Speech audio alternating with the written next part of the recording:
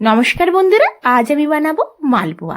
যখনই আপনাদের মিষ্টি খেতে ইচ্ছা হবে আপনারা হালকা মিষ্টি দিয়ে মালপোয়াটা বানিয়ে নিতে পারেন। তা চলুন শুরু করা যাক। আমি 1 কাপ ময়দা নিয়ে নিয়েছি আর তাতে আমি হাফ কাপ সুজি নিয়েছি। আপনারা যদি 2 কাপ ময়দা দেন তাতে 1 কাপ সুজি দেবেন। আচ্ছা, এতে আমি 4 চামচ চিনি পাউডার দিয়ে দিয়েছি। চিনিটাকেই মিক্সারে পিষে নিয়েছি, আপনারা চিনিও দিতে পারেন। আচ্ছা, এরপর আমি 1 কাপ দুধ নিয়ে নেব। এটাকে ভালো করে মিশিয়ে নেব। অবশ্যই মালপোয়া দুধ দিয়ে মেলালে তাহলে কিন্তু খেতে কিন্তু অসাধারণ লাগে।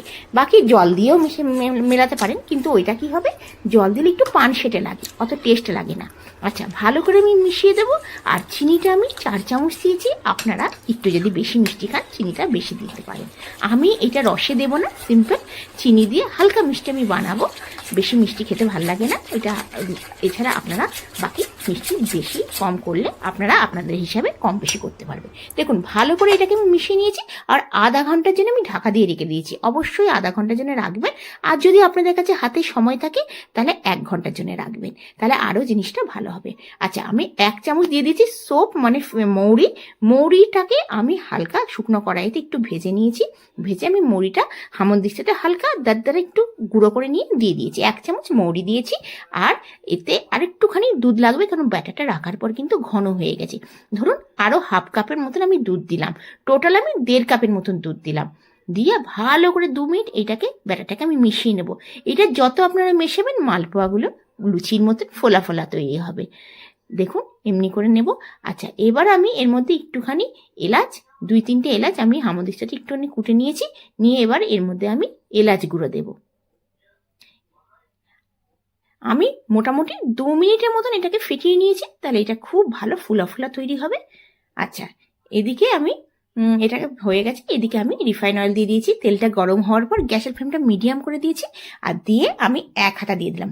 আমি মালপোয়াগুলো বেশি বড় বানাবো না, একদম মিডিয়াম সাইজের মালপোয়া বানাবো। আচ্ছা, এই প্রসেসটা আপনারা অবশ্যই করবেন যে গরম যে তেলটা হবে সেটা কিন্তু মালপোয়ার ওপরটা দিয়ে দেবেন, তাহলে কি হবে, ওপরটা কিন্তু ফুলে যাবে। কি দারুণ লাগছে দেখতে, দেখুন অসাধারণ লাগে। কখনো আপনাদের মিষ্টি খেতে ইচ্ছে হলে আপনারা খুব সহজেই ঘরেতে এই মালপোয়া বানিয়ে নিতে পারেন। আমরা বেশিরভাগ রথের সময় বানাই, আমাদের মা মাসিরা কাকিমারা এরা রথের সময় বানাতো। আচ্ছা, আমি যেহেতু আগ্রাতে থাকি, সেহেতু আমাদের এখানে নন বেঙ্গলিদের জায়গাতে আমরা বেশিরভাগ এই মালপোয়া এখানে নন বেঙ্গলিরা খুব ভালো বানাতে জানে। ওরা বেশিরভাগ হোলিতে বানায় এই মালপোয়া। আমিও কিন্তু হোলিতে বানাই, রথেতে যেরকম বানাই আবার হোলিতেও এই মালপোয়া আমি বানাই। এর মধ্যে আমার ছেলে বললে একটুখানি মা মালপোয়া বানা, চল হালকা মিষ্টি দিয়ে মালপোয়া বানালাম। আচ্ছা, আপনারা একটু টেস্ট বাড়ার জন্য আপনারা নারকেল দিয়ে দিতে পারেন। এর মধ্যে যে শুকনো নারকেল হয়, ডেসিকেটেড কোকোনাট, ওইটা দিতে পারেন। ওটা দিলেও দারুণ টেস্ট হবে, অবশ্যই ওইটা দিতে পারেন। আর আরও টেস্ট বাড়ানোর জন্য একটু করে 2 চামচ খোয়াও দিয়ে দিতে পারেন, খোয়া দিলেও দারুণ লাগে।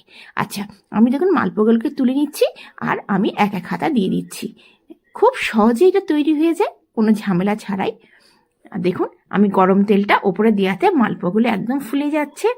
রসে ভেজানো যে মালপোয়া ওইটা খেতে খুব একটা ভাল লাগে না, প্রচণ্ড মিষ্টি হয়ে যায়।